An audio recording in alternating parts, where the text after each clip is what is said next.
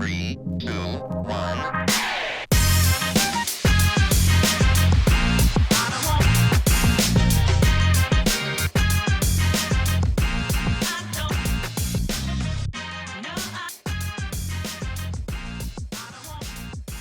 What is going on, Southwest ISD? Welcome back to your number one stop shop for all things Southwest ISD athletics. This is Scoreboard, the best podcast for Southwest ISD, the only podcast for Southwest ISD athletics, and you are tuned into the right place. My name is Brandon Medina.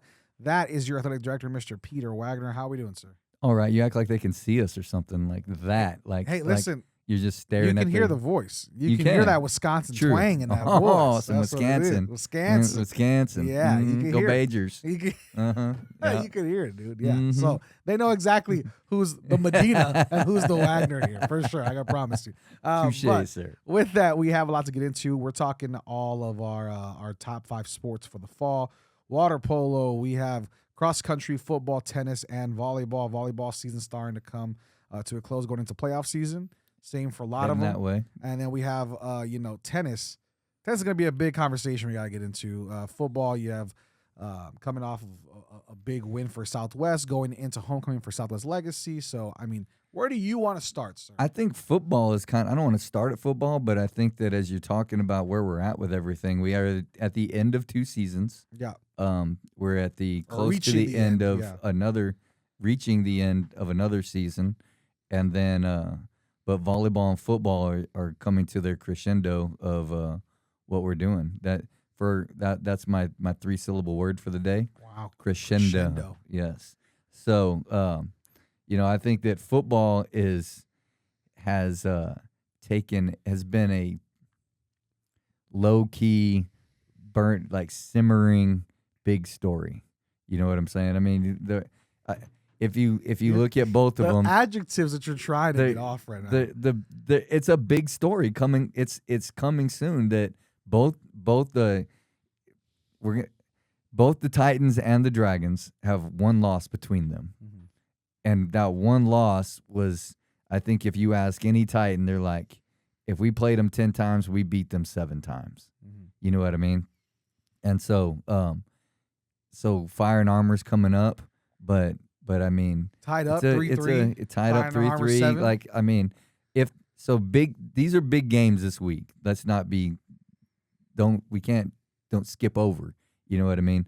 But they're big games. But then you got volleyball has gotten some. We got some things to talk about a little bit there, and then. Let's start with tennis. Yeah, we got to show I think flowers. we need to start with tennis because tennis has been the story. Outside of Anthony Zapata, because we have to get another Anthony Zapata in, but outside of him, the last couple of years, tennis has been one of the biggest stories just because of that they're coming on.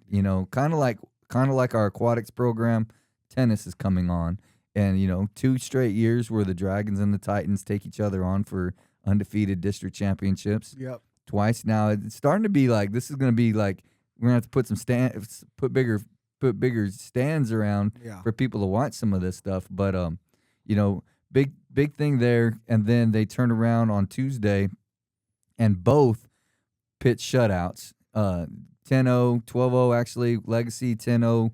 The Dragons won 10-0 over Edison. Legacy goes 12-0 over Jefferson to be by-district champions. And so congratulations to them. Big wins across the board. Things like that. And I just got back watching Legacy today, was playing in the area round against Bernie High. Correct. And that second round's where we always kind of get stymied, and so, but as I'm watching, I'm watching a couple of young ladies they won the first set against Bernie, where we were lucky to win a game sometimes in the past. You know what I mean? They won the first set. And they're in it, and they're in it, and they're in it in the second set, and then eventually succumbed. They lost, but I mean, like, we are competing. We're competing. Yeah. You know what I mean? Watched another group of young ladies, two young in a doubles match that they went to a tiebreaker set that's 6-6, and they go to a tiebreaker set and just lose in the tiebreaker set, and then lose the next set, another close set in the next set. So like we're competing, and now it's like, okay, what's that next step? You know, Coach Gomez and I was like, man, what a great job Coach Gomez and Coach Beltran have done, just getting the amount of kids out to be a part of it, but then making them tennis players. You know what I'm saying? So legacy, and you remind me, right? You know better than I do. So when I was in school, when I was here still, our senior class was able to name Southwest Legacy, pick the mascot, whatever, right, with the top 10%. Fast forward, I'm in college, and I come back home one weekend, and I'm like, oh, this is real. Like, you built this school that we talked about, right? So they've been a school, is it 7 or 8 years? This is year 7. This is year 8. This is year 8. Okay, so year 8. Yes. In 8 years, I just want to make sure we put emphasis on this, to have 2, not only district championships, but undefeated, to beat Southwest both times. And one of those, you also, when we start talking about tennis, it was when Legacy knocked off Medina Valley, who was a longtime tennis dominator in the district. Yeah. You've come back to back, still a young squad. And I will say, Southwest Legacy, we're doing a story on their tennis team for Beyond the Arches. When we talked to them last year, that tennis team is massive. They have so many people wanting to be a part of that. Yep. And it's a testament to the coaching staff at Legacy, not just tennis, all over, but the buy-in for that community within 8 years to, one, be 2-time undefeated district champions, be even tied in the Fire and Armor at 3-3. And let's not make it sound like it was, every other year. No, they dominated for a few years there. They won 3 in a row. They dominated. It was a big deal when Southwest beat them. Yeah, so this is just now tied over the past 2 years. Absolutely. So I mean, and let's not forget that that softball won the district championship, shared a district championship, won a district championship. You know, so you have that. I think almost every program has been to the playoffs. Anthony Zapata with cross country. You have 2 of the biggest stories we've talked on this podcast about are legacy stories. Correct. So I just want to say that in 8 years, that's a massive accomplishment. And I will say this also is there's been the coaching staff is pretty amazing at Legacy in terms of just, you know, you have coaches that have been there a while that know the kids, are there for amazing. Led by Coach Bruce. You know, but have been there for a while. You know, I was giving Coach De La Rosa, I was giving him some love yesterday about his Beyond the Arches and stuff like that. And then I want to give a shout out, and I told Jonathan Dela Cruz, I said, I'm gonna call you out. So I just want you to know, Jonathan Dela Cruz is a former Southwest alumni too, that nobody's done a Beyond the Arches on him. He's dying to be on Beyond the Arches. So I just want to put it out there. Coach Dela Cruz is dying to be on Beyond the Arches. That's not true. That is 100. He told me, he's like, Coach, they were out here, and I was like, what's up? And they're like, no, I don't. De La Rosa was selected to be. I'm just saying that Jonathan Dela Cruz is mad because you haven't selected him yet. We'll put him on Homegrown. We can talk about his alumni. There you go. As an alumni. Yeah, we'll get him. But I promise you, I play with Dela Cruz. That dude does not want to talk. That dude does not want to talk at all. You're lying.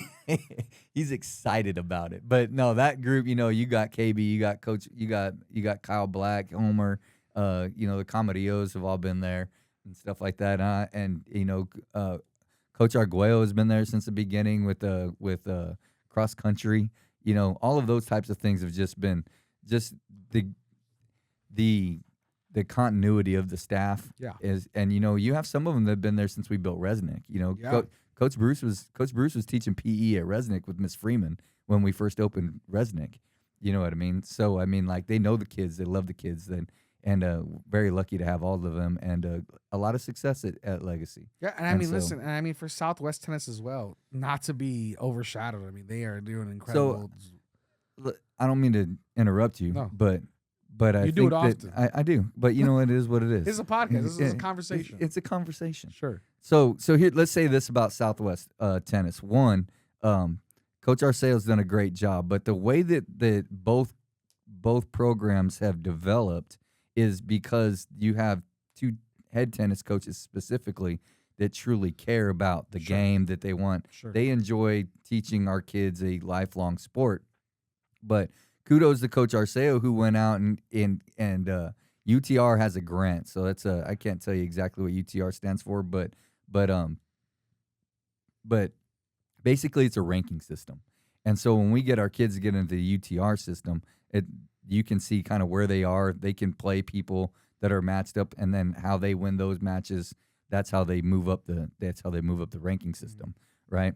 And so Coach Arceo then kind of just shows you how much both of our tennis coaches care, because I had the same conversations with Coach Gomez too. Is he went out and applied for a grant and got $1,000 grant for our kids to be in different tournaments and to be on to do things with our program to continue to build our program. And so we got great kids. You know what I mean? I think that what's interesting is that I was telling my wife the other day. I go, it's interesting that I'm pretty sure there's a pretty good correlation between tennis kids and Dragon and Titan Warriors and everything, because just great kids. Tennis is a great sport, but really building it and going from there. And so while we're talking about the Dragon tennis, so Legacy played today and against Bernie. Southwest takes on a juggernaut tomorrow. They travel up to Dripping Springs, and they'll play Cedar Park in the second round tomorrow. So I'm excited about going out to see that, and good luck to all of them. I want to say one other thing about some Dragon athletes yesterday or on Tuesday. So we had three of them. We had three that do two sports. So here's what the day was like on Tuesday.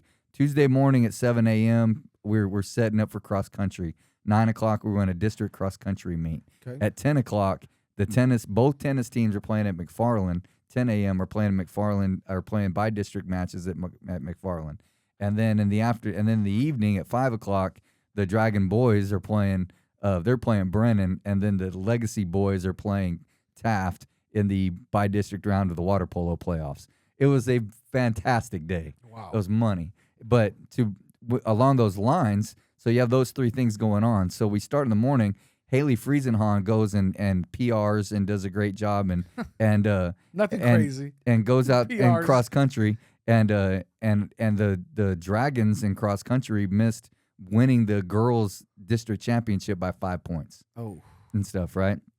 And so Haley was a big part of that. So she turns around. I'm going to watch the end of the tennis matches after that, and there's Haley with the tennis team, right? And so as I'm watching the tennis matches, our number one doubles boys team is Nick Manzano and Roy Cruz. So they're playing doubles, right? And they get done. I was like, man, Roy, I told Nick, I said, you got a busy day today, because they got done playing doubles. So they play a doubles. For water polo. Exactly. They got done playing doubles. Then they play their singles match. They shut out Edison, hop on the bus. They got to get back because they got to get on the other bus to go out out and play. Insane. And let's remember, they're playing water polo. The most tiring sport we've talked about. Yeah. And so they just played 2 tennis matches, and then Also they roll out there and play a great game in water polo. And I'll tell you, Roy was guarding this big dude from Brennan and everything. I was like, okay, let's go. And so those guys bring some intensity to that water polo team as well. My eyes are getting heavy thinking about the day that they had. Oh my gosh, they burned some calories. Yeah, sir. For sure. I hope you guys got plenty of pasta and all you want. But that's what we're about. We want our kids to play as many sports as possible. Sure. I mean, obviously, to be good, you have to have kids that are good at all of those sports as well. But if they can do it, we want them to do it, and we're going to figure out a way to make it happen. And you mentioned cross country and water polo. Let's go there next. Cross country, first and foremost, talk to us. You mentioned they barely missed it by 5 points. Yep. Winning overall. Right. So Southwest had a great day. On the girls' side, first place was Southside. They have a really good freshman. And then second place on the team side was Southwest, and then about 15 points or so behind them was Legacy. So both girls teams qualified to go to regionals and everything. So that was awesome. But then a great race was Alicia Galvez and the Southside girl who's been winning the whole time. And Alicia just missed, like she'd been there, and then she just missed winning it by about, I think she lost by a second and a half and stuff after they run 3 miles. And there you go, right? So that was pretty neat. Alicia had a great one, but then right after her came Annabella Zapata, so she's going to regionals as well. Just a great race. And then you had Austin Walsh was in there, Haley, and those different, and Peyton, Elwood, and things like that. So did a great job. And so let me read off exactly where they are instead of trying to go off my memory here for a second. Well, that's awesome, though. So you like that? I love it. Look at you, man. You Tell know, you what, is it part of the today. requirements to have a good memory as a coach and director? Just watching it. I feel like it's. I feel like if we had the same thing in fantasy football, you'd be telling me about the fourth wide receiver from the Jets, and nobody cares about the Jets. But you, having been around so many athletes, you can remember guys from 2006 and 5 and 7 and 8 and 9. And it's like until somebody comes up and like, hey, Coach Wagner, remember me? And then you get stuck right there. I'm like, no, sorry, Chief. So that's where you go. Man, it's good to see. Man, you. Exactly. That's it. Man, yeah. How's it going? Anyway, so second place was Alicia. Third place, right behind her, was her teammate Annabella. Nice. And then right behind her was Austin from Southwest, Austin Walsh. And then our next one was, like I said, Haley Friesenhahn got 8th. And then she went to tennis. And then you had Annabelle Muella from Southwest, followed by Peyton was 12th. So Annabella got 10th. Peyton was 12th from Southwest, Peyton Elwood. And then you go down to Bianca Bustamante from Legacy, and she was followed right. Another amazing athlete, Janaya Santos, who's been a Dragon Warrior of the Week. She's on the Mayor's Fitness Council, and also she runs cross country. She plays softball. She plays basketball and things like that. And she's a sophomore.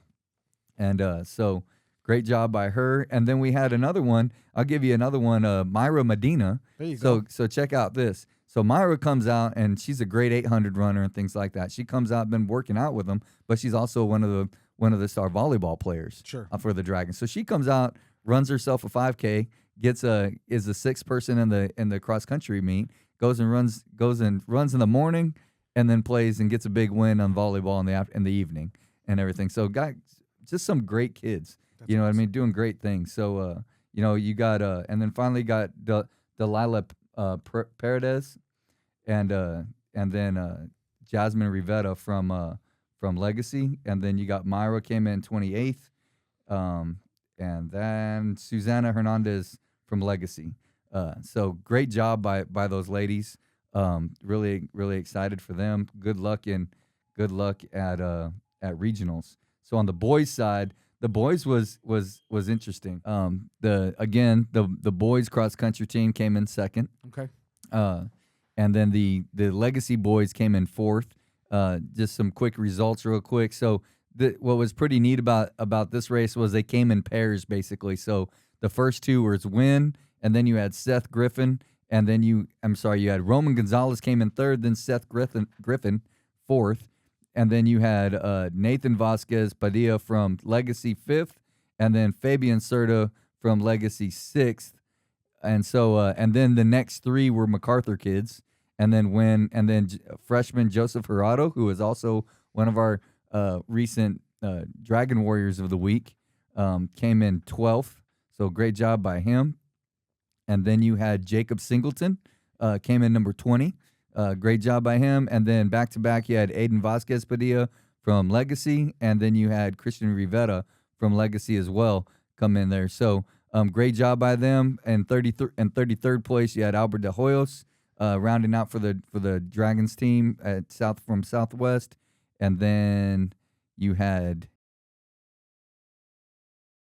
failing me, it's a little bit small print. All right. And you had Aiden Moreno. Right. Then you had Aiden Moreno from Legacy in 37th. So that rounds out those teams. And so great job by them. The Dragons, both Dragon teams make it, and then and the Legacy girls make it to regionals. And we also have multiple boys individually going to regionals from Legacy. So great job by the both teams. Coach Alvarez has really turned that thing. Really, it was a good program. Like, we competed to both years now, 2 years in a row, both teams going to regionals. We talk about Legacy. They've won one of the only cross country district championships in Southwest history. Yep. You know what I'm saying? So great job by them, both on the girls and boys side. Good luck to them. They run on October 22nd in Corpus Christi for regionals, and I think that Alicia might have a good shot at getting to state. So, and while we're talking about Alicia, real quick, a quick shout out to her too she was offered to go run track and cross country at Sam Houston State as well. Wow. So she's scholarship athlete as well in that. So that'll be the second one for Coach Arguello and the Titans after Anthony running it at UIW. So great job by our cross country teams. Quick update on volleyball, since you're sitting there playing Battle Gallica or something like that on your phone. But so volleyball. Galaga. So anyway. Yeah, okay. All right. Anyways, after you aged yourself, let's talk volleyball. Yeah. For sure. You're playing Pac-Man on the Atari. On Pong. Yeah. All righty. Talk to me. So volleyball, yes. So big game. We had the Dragons come out. They play Southside, who's a little bit further down the pecking order, but get a W. But McCollum, who was tied with us for first, took a loss, and so that was kind of a big deal because that puts the Dragons right now in first place by themselves currently. But they got South San this week. Oh, so a big one this week because South San's the one that beat McCollum. Yeah, and so and South San's just trying to get into that fourth spot right now. So South San knocks off McCollum and they knock off. Yeah, so they got a big game. So that game will be big on Friday night, and the Dragons still got to play Harlandale. They still got to play Mac. They still got some people to go. So they got 6 games left, and in that backside of the schedule, and it's a very competitive district, So Legacy still got an outside chance. Still got to regroup a little bit, but they're still fighting. So good luck to them and the volleyball teams and things like that. I wanna say time to talk about football a little bit. We talked about water polo already? We did. Okay. So the girls, another step forward in volleyball as we go and we play Brennan, you play Taft, you play Brandeis, you play those guys, O'Connor, things like that. The girls competed, took a step forward, but we still got a little ways to go when it comes to going to that next step with the 6A programs. On the boys' side, the Titans caught a pretty good team in Taft, and so that was a struggle.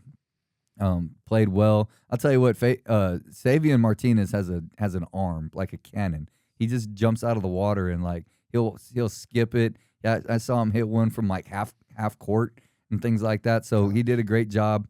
And that whole team, Coach Spanauer is one of the most fiery water polo coaches that you'll see, and it's awesome watching him and Coach Nikoshenko work with the kids, and they've done a great job. And then so on the Dragons side, the girls fought hard again. We still got to keep going with that. Yeah. Swimming, all that kind of stuff is going to help. And then on the boys' side, though, it was pretty interesting in that we were playing Brennan, and it was 12-9, and we were in the fourth quarter. We were down by 2. Wow. And you can score pretty quick in water polo. Yeah, you can. And so you could tell that Brennan had a lot more on their bench to a certain degree, but competition. Super proud of how far they've come. Sure. In doing that, So kudos to the water polo teams. Great job by them. Look forward. We're right into swim season and everything. So off and running. Gotcha. Or off and swimming, I guess. Off and swimming. Look at you. There we go. Hey, well, listen, when you talk about off and running, we can jump right into football with that. Yeah, right there. We can run right into football. Run down the hill. There you go. Yeah, don't run up, please, because that's how you get sick. But when you talk about football, you talk about homecoming for Southwest Legacy. I asked you last week, do you prepare anything differently? You mentioned it's obviously a game you want to win, especially for the fans, for the seniors, for the students.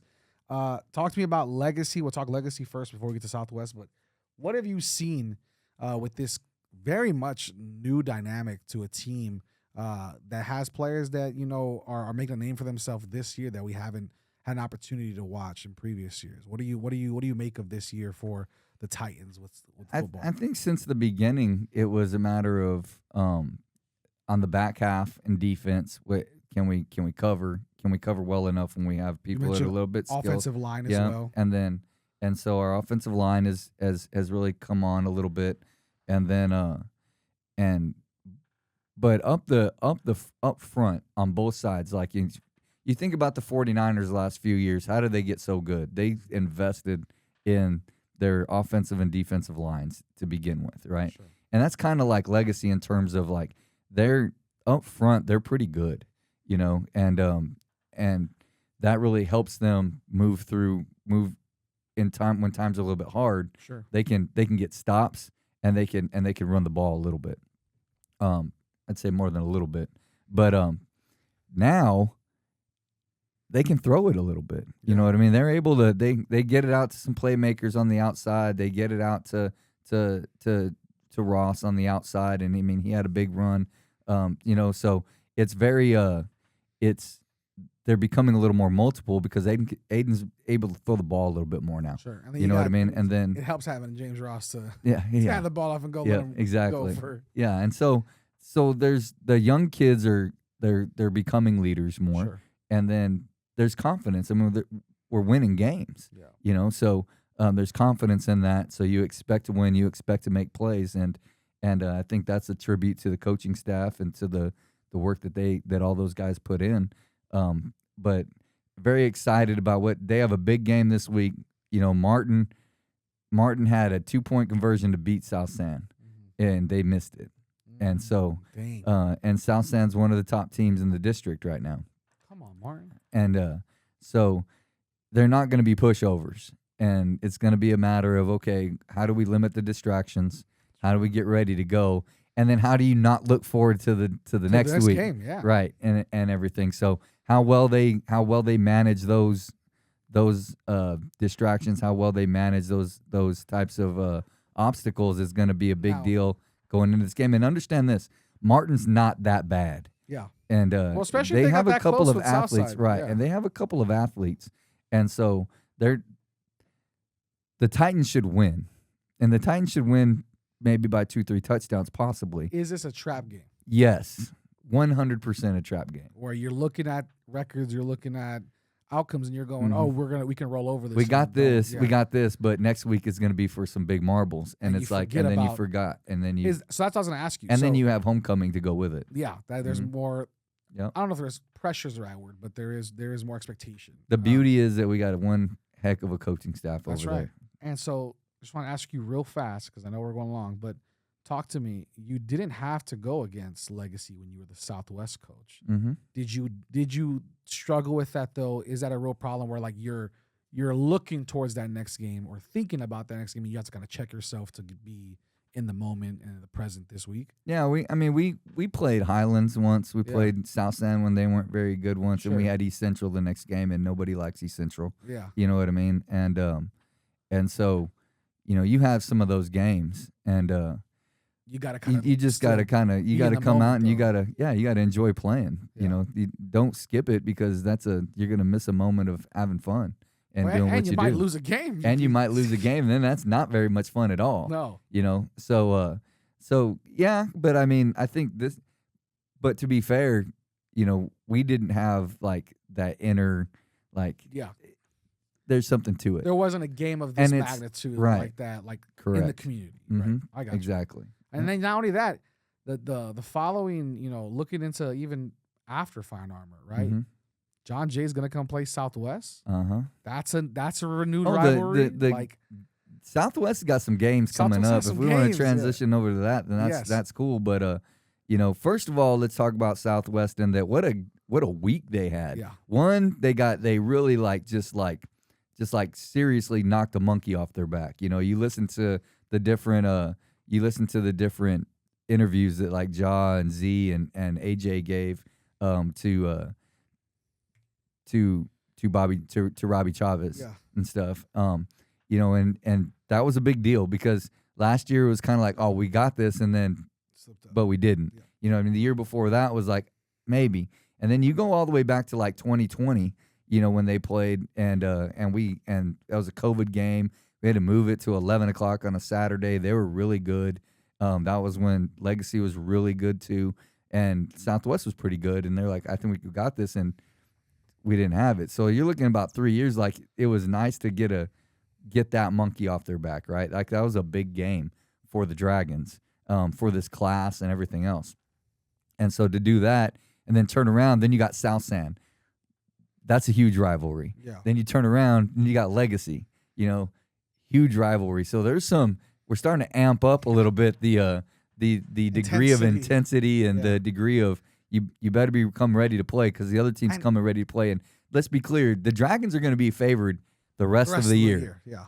And everything, and not by a little bit either. They're inching up in the Padilla poll. They're inching up towards the top 25. We're looking at a 5-0 team that we've talked about might be as good skill wise as the 2009 team. Yeah, we're talking about a squad that has prospects that are reaching D1 levels. Like we're talking about a legitimate squad right now, and also quarterback play that I feel like we haven't seen in a long time for the Dragons. And there's a lot to be excited about, but man, that Fine Armor Bowl is going to be incredible next week. Make sure you're supporting the Fine Armor Service Project as well. But got a little bit ahead of me, sir. No, I know. I'm just like I'm putting the filler out there for you to go ahead. You know what I mean? I'm throwing the coach pitch for you to go ahead and knock it out the park. But I wasn't ready yet. Okay, listen. I'm just teeing the ball. All I'm saying is you're a terrible teer right now. No, dude. I'm telling you. Anyway, go ahead. Which one do you want me to go? Because I was going to say that, did you not see how many players of the week voting were going on for the Dragons? Yeah, there's like total. 3 of them. In 3 different. 3 of them in 3 different outlets. outlets. Yeah. From Tristan Quintanilla, one that we don't talk about that much, with 22 tackles the other night. Then you still have Z. That's insane. You still have Ja for play. I mean, like, how about Coach Molina calling? It depends on who you talk to. Hitchy pitchy, the hook and ladder, whatever it is. They executed it a lot better. I'll date it a little bit here. They executed a lot better than Billy Bob did in Varsity Blues. There you go. Wow. You know what I mean? Where you act like is it that play where I run around and act like I'm lost? Yeah. Like, no, Ja, go get it. And then he scored. And you know what I mean? So that was David awesome. Ellis's little Boise State shout out. Yeah. There you go. Similar to that back in 07. Yeah. There's a lot to be excited about. They're doing stuff that I think we haven't been able to see in a long time, and that the community's in for a treat every time they play, man. Yeah. Yeah, and I think that, excited to see where they can go. I think that they're dealing with a different type of adversity when it comes to expectations. Yeah. From kids to everybody to what's this going to look like, and we have to be careful with that sometimes. But don't get it lost on that. Don't get lost in that and not remember to enjoy the moment, because these are times that you don't always get with teams like this. A lot of players I'll tell you what, the other night, Tyson Dean hit people like he looked like Ronnie Lott, like in the 80s, or he looked like Pat Tillman, or when people really, like, you could hit people and not be in trouble for it. Like, he just knocked the snot out of one dude twice. I mean, like, boom, decleated him. I was like, oh, that was beautiful. Now, one of them, he may have got a flag, but it was nice to see somebody hit somebody the way you're supposed to hit not the way you're supposed to hit somebody because he got a flag. I was like, but Coach, but he caught the wood, dude, and I was like, good job. You know what I mean? But excited about that. He could do it on both sides, man. Yeah, he's pretty amazing. Yeah. And so but great job. The inside linebackers are playing better. Yeah. Up front, we're playing a little bit better, but got a lot of good weapons there. And so really excited about the Fire and Armor Bowl. Yep. I've kind of left the ball on the tee, but really, we've been looking out for we're doing a new way of doing the service project. Yeah. And so for those of you out there listening, we'll start doing the scoreboard here a little bit, and we really need people to start really working towards sharing it, getting it out there, and let's come together as a community to donate funds. Here's the deal, if every kid was able to get $5 from their parents or somebody they know, anything like that, just $5, not even asking the staff or anybody else in the community, but every kid their parents were able to for their kids, that's $74,000 that we would give to. That means you're looking at giving 40 to our SOS group for the food pantry and the closet, but then that's another $10,000 to battered women's and children's shelter, to the Southwest Education Foundation, and to the food bank. Yeah. And so hopefully we're going to be putting that out there some more. I hope that those of you listening that we see your donation come through, and excited about those things. We'll have them at all of our games. All kinds of opportunities to donate so that we can really work to help those in our community. Yep, absolutely. There you go. You knocked out the park. I just had to let it sit there for a minute because I wasn't ready yet. It was like a legitimate t-ball game. Like I put it there, but the kids are playing around. You're still You're talking. You're not paying attention to the. You know, I was over there with the hitting coach. There you go. You were eating nachos and sour heads and whatever else they sell at the concession stands. That Do they even have dandelions anymore to pick? What are you talking, dude? I watched. I mean, that was like you playing football. Like, where's Medina? He's over there picking flowers. Hey, that's right, because I'm a sweetheart. Mm-hmm. That's what it is. Yeah, you know what I mean. That's why your mama loves you. That's why my mama loves me. That's right. Hey, well, we love you and we appreciate you for tuning in. Like Coach Wagner said, make sure you go support all of the great things happening for our service project. Come support Southwest ISD Athletics. We say it every time, but I mean, do we need to say more? We have district champions at Legacy side. We're talking cross country. We're talking water polo. We have leaders going into the playoffs for volleyball. We have 2 teams battling it out for Fine Armor next week, and they still have games this week. Homecoming for Legacy tomorrow. There's so much happening. Make sure you come out to the Southwest ISD game and come support. Quick shout out to 2 people. Go ahead. Our Dragon and Titan Warriors of the Week. Titan Warrior of the Week is Monica Wilson from the Titan tennis team. There we go. And so, like I said, and then champion and then regional qualifier top finisher Roman Gonzalez. Nice. As well from the Dragon cross country team. So the cross country team, I was talking to Coach Alvarez 4 weeks in a row, a Dragon Warrior from the cross country team. So getting it done in the classroom, in the community, and on the course, I guess. Yeah. So good luck to them. That's awesome. Hey, we appreciate you. That's going to do it for us here at Scoreboard. That is Peter Wagner. My name is Brandon Medina, and as always, we are Southwest. 2, 1.